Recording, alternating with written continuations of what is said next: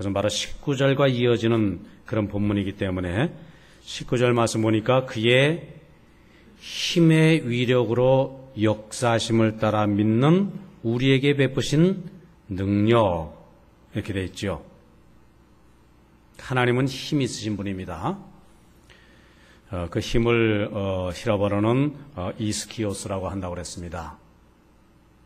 근데 힘은 힘 자체도 대단한 것이지만은 힘은 모아질 때에 더 큰 능력을 발휘하지요. 그 모아진 힘이 위력이라고 그랬습니다. 근데 힘이 지금 모아진 상태로는 일을 하지 못하지요. 그것이 움직여야 됩니다. 활동을 해야 됩니다. 그것을 히라버라는 에너르기야, 우리 말하자면 에너지죠. 그것이 오늘 본문에는 역사하심, 그러니까 힘의 세 가지를 말씀하고 있는데 그의 능력, 그러니까 이 하나님의 이렇게 역사하는 힘이 뭐 이런 그 말씀의 뜻이 되겠습니다. 우리 동물의 왕을 어떤 짐승을 들지요? 사자를 듭니다. 사자는 힘이 셉니다. 사자를 당할 다른 짐승이 없지요. 근데 동물의 왕국 이런 그 텔레비전 나오는 화면을 보면 어떻습니까? 이 사자가 힘은 센데요, 참 게으릅니다. 심지어 어느 그 학자는 말하기를 사자는 얼마나 게으르냐, 특별히 수사자는 하루에 15시간 자기도 한다, 그렇게 말합니다. 그럼에도 불구하고 왜 사자가 동물의 왕입니까? 평소에는 이렇게 게으르고 늘어지는데 이제 배가 고파서 사냥을 해야 되겠다, 사냥을 할 그 순간이 되면 어떻습니까? 그 게으르고 나태해서 늘어진 그 힘을 한 곳으로 모읍니다. 집중합니다. 그것이 뭐지요? 힘의 위력으로, 그 위력입니다. 그래서 마치 그 사냥할 때 그렇게 표현하지요. 토끼 한 마리가 지나갑니다. 그럼 이 세상에 다른 동물이 없는 것처럼, 마치 토끼 한 마리만 있는 것처럼 그 먹잇감에 모든 정신, 모든 힘을 집중을 합니다. 위력입니다. 집중하고 나서 적절한 타이밍 이렇게 오면 어떻습니까? 그 힘을 발휘해서 온몸을 내어 던져서 그 먹이를 잡으러 달려갑니다. 그래서 역사하는 힘. 그 모든 힘이 다 그런 것 같아요. 요즘 아시안 게임 경기 합니다만은 운동선수들은 원래 그 운동으로 몸이 단련됐으니까 힘이 세겠죠. 저보다 훨씬 더 세겠죠. 근데 경기하는 거 보면 어떻습니까? 본래 힘을 그 몸이 지니고 있지만은, 예를 들어서 역도를 든다, 축구, 골인, 마지막 그 슛을 쏜다. 어떻습니까? 힘을 한 것으로 집중을 합니다. 역기 들어올 때 어떻습니까? 호흡을 가다듬고 정신을 가다듬고 역기를 들어오는데 온 힘을 쏟지 않습니까? 축구선수 어떻습니까? 마지막 그 발에 힘을 모으는 것, 위력입니다. 그 다음에 뭡니까? 힘, 위력, 그 다음에 이것이 활동을 해야지요. 역기를 들어오는 힘으로, 볼을 차는 그 힘으로 나타나야지요. 그것이 뭐라고요? 그것이 에너지, 역사하심. 그것이 능력이라고 하는 겁니다. 그래서 그의 능력이, 그래서 하나님은 어떠신 분이십니까? 하나님은 전능하신 분이시지요. 전능하다. 무슨 말씀입니까? 능하지 못한 일이 없으시다. 뭡니까? 힘이 세신 분이라는 말이지요. 그러니까 하나님은 가만히 계셔도요, 우주 만물 하나님께 다 이렇게 복종하고요, 세상을 지배할 수 있으신 분 하나님이십니다. 근데 하나님이 그냥 가만히 계신 것이 아니라 뭐라고요? 하나님은 가만히 계신 분이 아니라 힘을, 전능하심에도 불구하고 그 힘을 한 곳으로 모으셨단 말입니다. 뭐죠? 힘의 위력으로 모으셔서 그것을 활동을 하셨단 말입니다. 역사하셨지요. 하나님이 힘을 모아서 역사하신 가장 중요한 그 하나님의 그 일, 역사하심, 에너지를 쏟으신 그 일이 뭡니까? 그 일이 바로 예수 그리스도의 십자가 사건이지요. 그러니까 이 말씀 우리가 어떻게 됐습니까? 그의 능력이 그리스도 안에서 역사하사. 그죠? 하나님의 에너지 활동의 가장 중요한 것, 능력의 엑기스가 뭐라고요? 그리스도 안에서 역사하는 힘이다.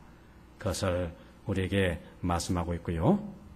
자, 그러면은 그 이하의 말씀 무엇이냐면은 그 하나님의 능력이 예수 그리스도 안에서 역사했는데 어떻게 역사했습니까? 무슨 일을 하셨습니까? 그것을 네 가지를 설명을 하고 있습니다. 자, 첫째 보면은, 자, 그의 능력이 그리스도 안에서 역사하사 첫 번째, 죽은 자들 가운데서 다시 살리시고. 그렇죠. 하나님의 그 놀라운 능력은 그 하나님의 놀라운 능력이 행하신 그 일의 구체적인 모습이 뭡니까?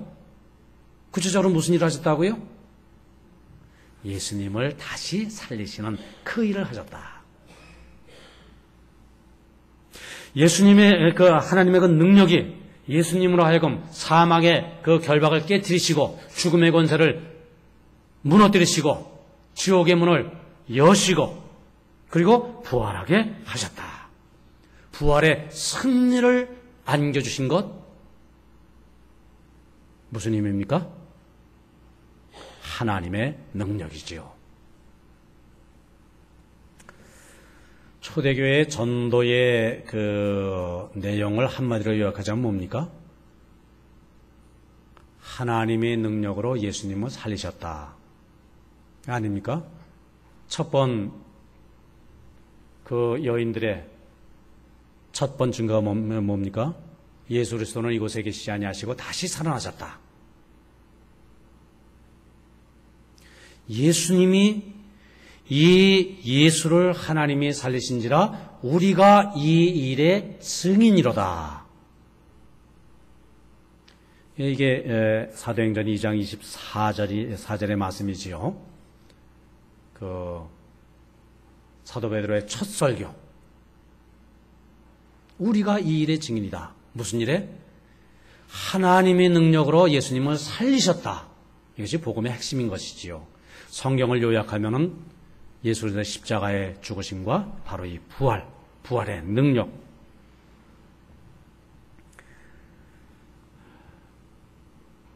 고린도서 13장 4절에 이런 말씀이 있죠. 그리스도께서 약하심으로 십자가에 못 박히셨으나 오직 하나님의 능력으로 살리셨으니. 그렇죠. 예수님은 참으로 약하게 참 비참하게 십자가에 달려 돌아가셨습니다. 어떻습니까? 본디오 빌라도가 예수님을 조롱을 했습니다. 로마 군인들이 예수님을 능멸을 했습니다. 정말 보잘것없게 말이죠. 예수님 정말 약하게 정말 비참하게 십자가에 죽지 않으셨습니까? 하다못해 자기의 죄 때문에 십자가에 못 박히는 강도까지도 말이지요. 예수님을 비웃을 정도로 그렇게 아주 비참하게 아주 처절하게 그렇게 십자가에 달려서 예수님 돌아가시고 말았지요. 근데 어떻습니까? 하나님의 능력으로 살아나셨습니다.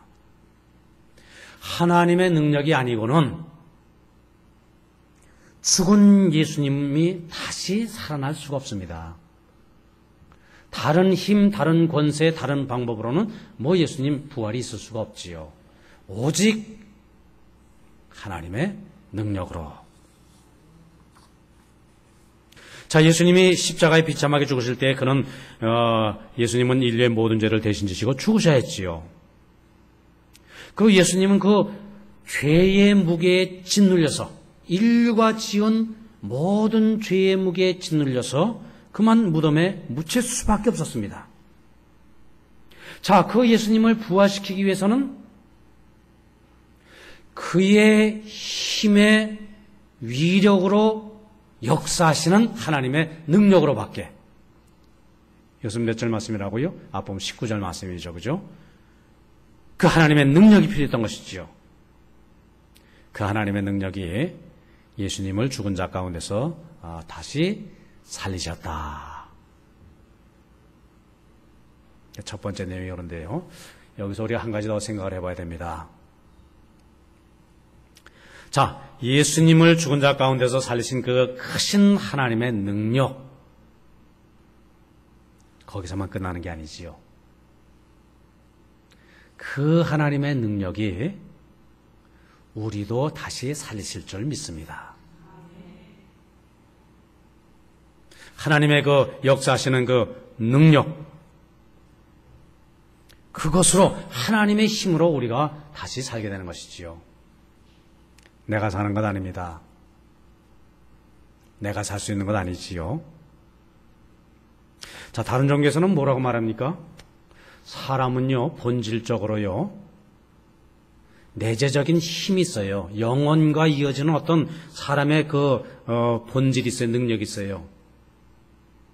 근데 사람이 살다 보니까 세상에 때가 묻고 죄로 묻고 해서 그 능력이 감춰져 있어요. 그래서 그 때를 다 이렇게 벗겨내고, 어떻게 벗겨냅니까? 뭐 참선을 한다든지 돌을 닦는다든지 자기를 정화시킨다든지 뭐 여러 방법으로 뭐 몸도 마음도 영혼도 이렇게 자꾸 훈련시켜서, 그래서 그 숨겨져 있는 나의 그 영원한 본질을 드러내면은 그것이 뭡니까? 그것이 깨달음이지요. 뭐 열반이죠. 득도죠. 뭐 이런 표현을 쓰는 것. 그래서 영혼과 이어지는 삶을 산다. 우리 기독교와 비슷하죠. 그죠? 그러나 본질적으로 다릅니다. 무엇이죠? 성경은 뭐라고 말씀하십니까? 우리는 하나님의 능력으로 사는 것이지 내가 내 자신을 갈고 닦는다고 내가 사는 것 아닙니다. 이것이 본질적으로 다른 것이죠. 아무리 내가 갈고 닦아도 뭐라고요? 오늘 새벽 기도에도 말씀드렸습니다만 이 나무를 갈고 닦아도 이 마이크의 쇠가 될 수가 없죠. 그죠? 이 쇠를 아무리 갈고 닦아도 금반지, 금이 될 수가 없습니다. 왜요? 본질이 다르기 때문에. 내가 사는 것은, 내가 부활하는 것은 내 자신을 갈고 닦아서 이루는 것 아니지요. 하나님의 능력으로, 힘의 위력으로 역사하시는 그 능력으로, 예수님을 부활하게 하신 그 하나님의 능력으로 우리도 부활하게 되는 줄 믿습니다. 그러니까 뭡니까? 그러니까 이것이 은혜지요. 그러니까 이것이 하나님께서 값없이 우리에게 주시는 선물인 것이지요. 그러니까 우리가 바로 이 하나님의 이 주시는 이 놀라운 생명의 은혜를 감사하고 그저 찬양할 뿐인 것이지요. 두 번째, 자, 하나님의 능력 구체적으로 무엇인가? 20절 후반절에서 21절까지입니다. 하늘에서 그 부분 있죠. 20절 하늘에서 거기서부터 21절까지 우리 한번 같이 읽겠습니다. 시작. 하늘에서 자기의 오른편에 앉히사 모든 통치와 권세와 능력과 주권과 이 세상뿐 아니라 오는 세상에 일컫는 모든 이름 위에 뛰어나게 하시고. 예. 하나님의 능력은 예수님을 죽음의 자리에서 다시 일으켜 세우신 부활케 하신 것, 그것으로 끝나는 것이 아니라 예수님으로 하여금 하나님의 보좌 오른편에 앉게 하시는 것, 그것도 하나님의 능력으로 그렇게 역사하시는 것이라는 그 말씀입니다. 제가 하나 질문하겠습니다. 예수님 하나님의 보좌 오른편에 앉아 계세요. 우리 사도신경도 그렇게 고백합니다. 그럼 그 하나님의 왼편에는 누가 앉아 있습니까? 하나님이 다 계시고요. 여기 오른편에 예수님 계시고요. 그 왼편에는 자리가 비어 있을 거 아닙니까? 그건 누가 앉아 있을까요? 성령이 앉아 계실까요? 사도 베드로가 앉아 있을까요? 그렇게 해석을 하게 되면 좀 문제가 됩니다. 하나님의 보좌 우편에 오른편에 앉아 계시다고 하는 것은 하나님과 버금가는 자리에, 영광의 자리에 예수님이 계시다, 이 표현인 것입니다. 오른편, 왼편, 이런 그럼 예수님이 오른편에 계시면 왼편에 안 계십니까?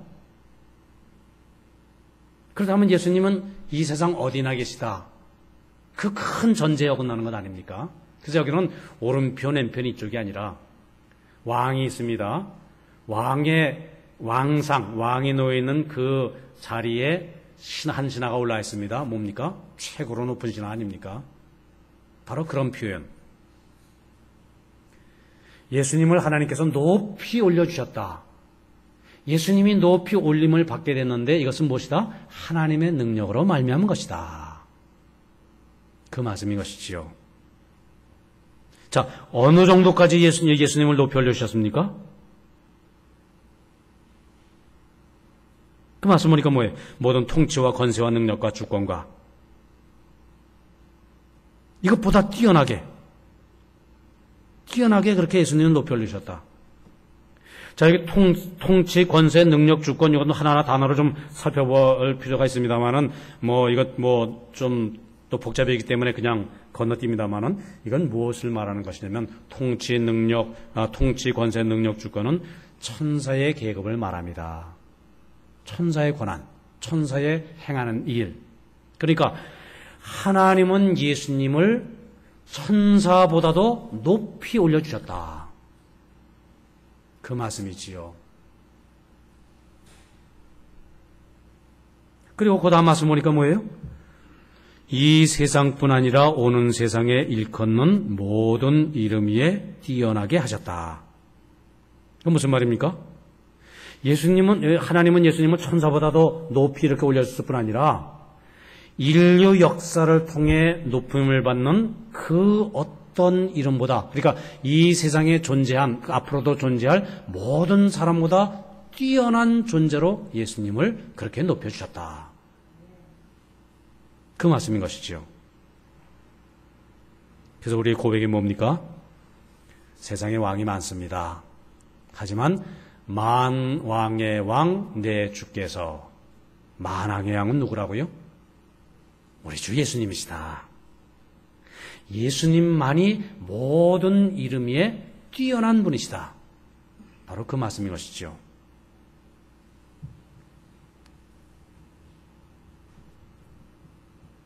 자, 여기서 우리가 한 가지 더 생각해 볼 것이 있습니다. 모든 이름 위에 뛰어난 예수님께서 하나님의 보좌 우편에서 무엇을 하고 계실까요? 하나님의 능력이 예수님을 하나님의 보좌 우편에 앉게 하셨습니다. 우편이란 오른쪽 왼쪽이 아니라 영광의 자리라고 했습니다. 그 영광의 자리에 오르신 예수님이 그곳에서 지금 뭘 하고 계실까요? 자, 이 세상에서 참으로 수고 많이 했으니, 십자가의 그 모진 형벌 다 당하고 모든 고난을 당했었으니 이제 내 아들 독생자 예수 그리스도 이제 이 영광의 자리에서 편히 쉬거라, 하나님께서 말씀하시고요. 예수님께서 그 영광을 누리고 지금 계시겠습니까? 성경의 말씀 보니까요, 그것 아니라고 말씀하고 있습니다. 예수님은 지금도 하나님의 그 우편에서 우리를 위해서 기도하고 계시다. 어디 있습니까? 로마서 8장 34절. 누가 우리를 정죄하리요? 죽으실 뿐 아니라 다시 살아나신 이는 그리스도 예수시니 그는 하나님 우편에 계신 자요 우리를 위하여 간구하시는 자시니라. 이 얼마나 참 기막힌 그런 감격스러운 말씀인지 모릅니다.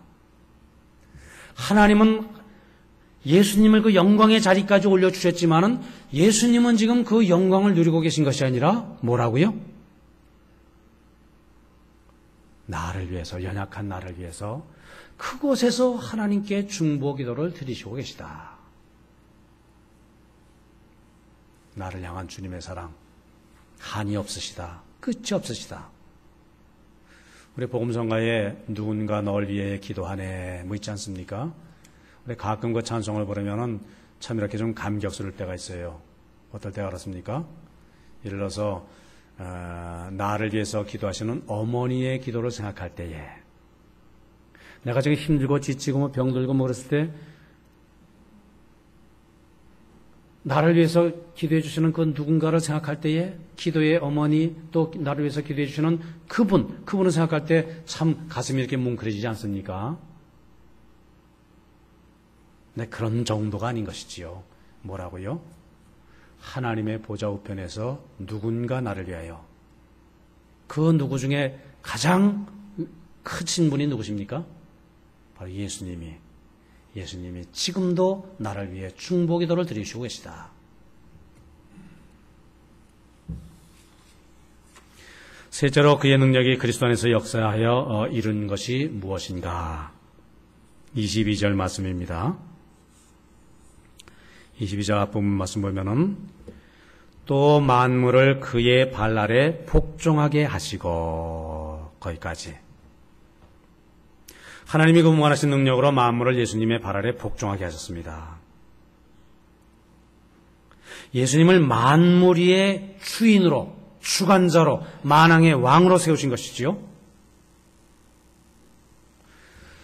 원래 첫 아담이 그랬습니다. 그죠? 에덴 동산을 지으시고 아담을 지으시고 뭐라 하십니까? 너희 동산 모든 생물들을 다스리라 번성하라 청지기가 되어라 우주 만물을 다스리는 관리자가 되어라 왕이 그 우주의 주관자가 되라는 그런 이야기지요. 범죄함으로 피조물에 대한 그 머리됨을 상실했습니다. 근데 어떻습니까? 예수님 마지막 아담이 되셔서요. 마지막 죽기까지 하나님께 순종하심으로 말미암아 하나님의 뜻을 이루셨지요. 그래서 마태복음 28장 18절 뭐라고 선언하고 있습니까? 예수께서 승선하시기 직전에 제자들에게 마지막 위임, 명령, 가장 위대한 사명을 위탁하시면서 그 앞부분이 뭡니까? 예수께서 나와 말씀하여 이르시되 하늘과 땅의 모든 권세를 내게 주셨으니 그죠? 그래서 이제 너희는 가서 모든 족속으로 제자로 삼고 가르쳐 지키게 하라. 그 전제가 뭡니까? 하늘과 땅의 모든 권세를 하나님께서 나에게 주셨으니 하나님은 예수님을 높이셔서 하늘과 땅의 모든 권세를 맡기셨습니다. 하늘과 땅의 모든 권세라는 건 뭡니까? 이 모든 세상의 피조물, 심지어 영계까지, 물질계 영계까지, 그러니까 이 세상과 천사까지 모두 예수님의 발 앞에 무릎을 꿇고 그 예수님의 이름을 높이며 경배하게 하신 것이지요. 한 가지 더 놀라운 것은 뭡니까? 예수님을 능력으로 만왕의 왕으로 삼으신 그 하나님께서는 부족한 우리들도 말이지요. 예수님과 함께 하늘나라에 가서 왕 노릇하도록 놀라운 지위를 우리에게 허락해 주시지 않으셨습니까? 주와 함께 왕 노릇하리라. 제가 한번 묻겠습니다. 우리 왕은 한 사람이 뭐죠? 이 세상에 왕은 한 사람밖에 없지 않습니까? 우리 모두가 왕 노릇하면 누가 백성 노릇합니까? 그럼 우리 모두가 왕 노릇하면 우리가 누구를 다스립니까? 지옥을 다스립니까? 천국 가 있는 사람은 다 왕 노릇할 거란 말이에요. 그럼 천국에 그럼 왕 노릇하는 사람과 백성이 따로 있습니까? 다스림을 받는 자들? 저 왕 노릇한다는 말의 의미가 뭘까요? 그것은 바로 이런 뜻입니다. 하늘의 천사들이 우리에게 복종하며 우리의 다스림을 받는다 이런 뜻입니다. 지금은 어떻습니까? 이 세상을 살아가는 우리들 영계 천사의 도움을 받지 않습니까? 그죠? 천사의 도움, 천사의 인도함, 천군 천사의 보호 그 속에 우리가 살고 있습니다. 그리고 보면 가브리엘 천사, 성경 말씀 보면은 미가엘 천사, 우리 사람보다 더 위대하게 이렇게 표현되어 있지 않습니까? 어느 천사들은. 근데 어떻습니까? 훗날 우리가 하나님 나라에 가게 되면은 하나님의 능력으로 우리가 왕 노릇한다. 무슨 말입니까? 천사가 우리의 말을 듣게 된다는 것입니다. 우리가 천사를 우리가 부리게 된다. 근데 한 가지 조건이 있습니다. 그게 무엇이냐면 디모데후서 2장 11절 12절 말씀 보면은 미쁘다 이 말이요 우리가 주와 함께 죽었으면 또한 함께 살 것이요 참으면 또한 함께 왕 노릇할 것이요. 말씀에 전제가 있습니다. 참으면 또한 함께 왕 노릇할 것이요. 참으면 이게 무슨 말입니까?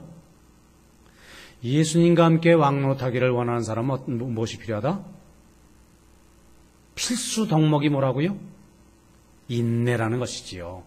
이 세상에서 살아가는 우리를 오래 참음, 인내해야 왕 노릇을 할 수 있다. 천사를 다스리는 존재가 된다. 예수님과 함께 살려고 하지만은 때로 이 세상 살아가는 동안에 이 예수님 때문에 신앙생활하는 것 때문에 손해볼 수가 있습니다.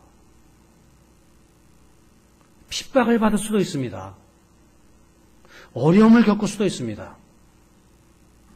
그것 요령껏 요리조리 빠지면서 그런 것 나는 나에게 주어진 십자가를 지지 않으려 하고 단지 하나님께서 주시는 그 축복만을 받고 누리려고 하는 것. 그것은 왕 노릇하는데 결격사유다 이 말 아니겠습니까? 예수님을 믿는 것 때문에 때로 우리가 당하는 손해, 고통,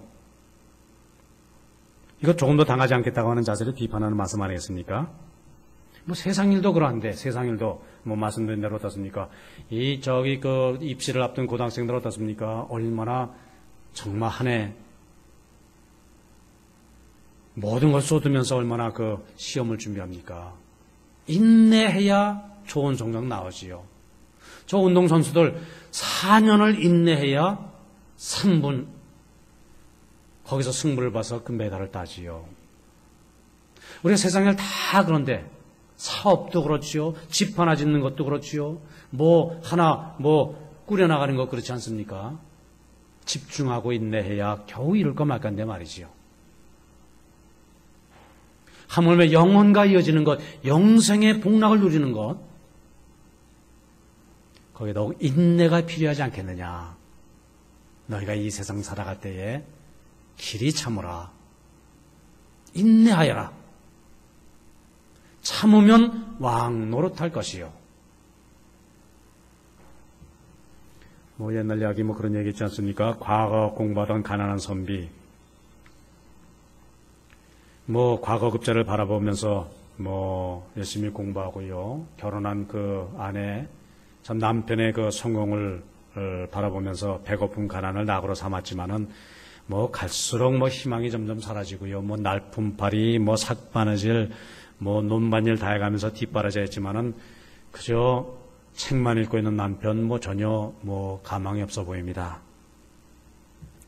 어느 여름날 그 품삯으로 받은 보리 한 대박을 절구로 찧어서 마당에 널어놓고 일하러 나가는데 그러면 소나기가 내리고 말았답니다.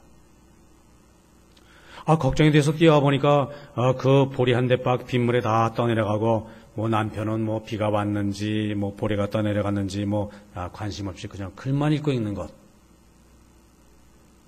정말 그 모습에 너무나 실망한 여자는 더 이상 참지 못하고 개가를 했다고 하지 않습니까?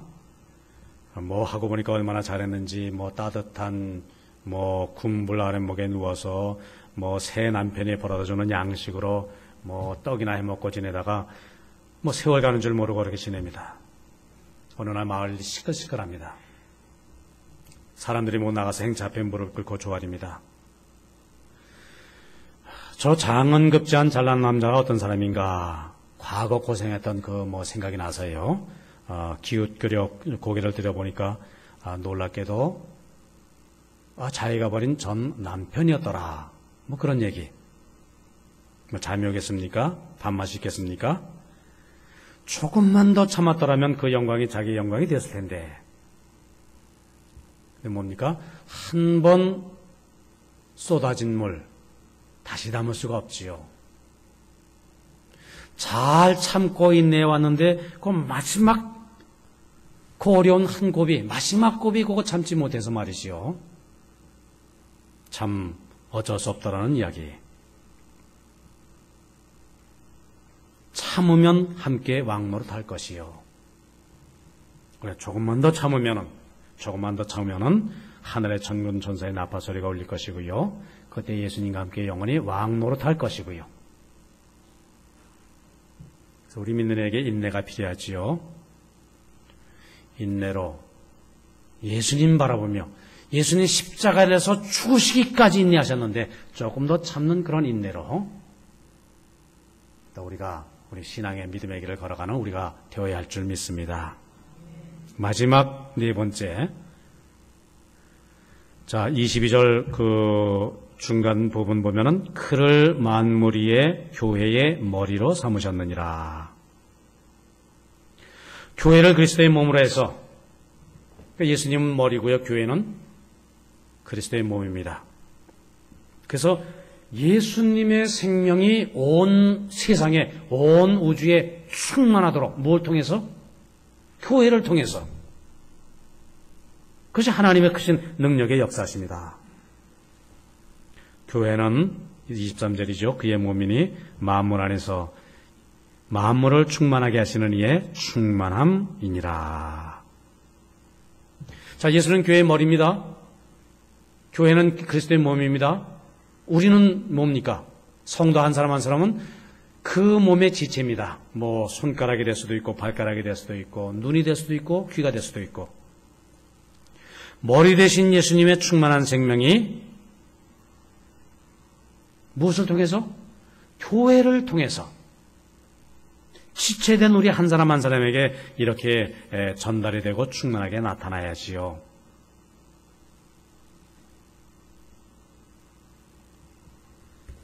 근데 어떻습니까? 때로 오늘 교회 성도가 영적으로 마비가 돼 있어 말이죠. 머리에서는 지시를 하는데 어딘가에 막혔습니다. 그러니까 예수님의 지시대로 손, 발이 움직여지지 않습니다. 그럼 뭐라고 그러죠? 몸이 병들었다고 하지요. 그것은 머리 대신 예수님에게도 고통이고요. 생명을 공급하지 못하는 이 세상에도 큰 고통이 될 일입니다. 이제 우리는 예수님을 교회의 머리로 주신 그 예수님의 충만한 생명이 우리의 지체를 통해서 온 세상에 충만하게 채워지도록 손과 발로 지체로서의 수고를 감당하는 우리가 되어야 할 줄 믿습니다.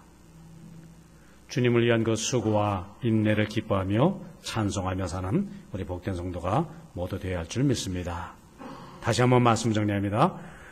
하나님의 능력은 어떻다고요? 힘이 집중이 되어서 활동으로 나타납니다. 그것이 힘의 역사인데요. 하나님의 그 힘의 위력의 역사하심이 구체적으로 무엇을 통해서? 예수 그리스도를 통해서. 예수 그리스도를 통해서 어떻게? 네 가지 일이. 첫째는 뭐라고요? 예수님을 살리시고, 둘째는 뭐라고요? 하늘보다 높은 보좌에 앉히시고, 셋째는 뭐라고요? 만물을 복종하게 하시고, 넷째는 뭐라고요?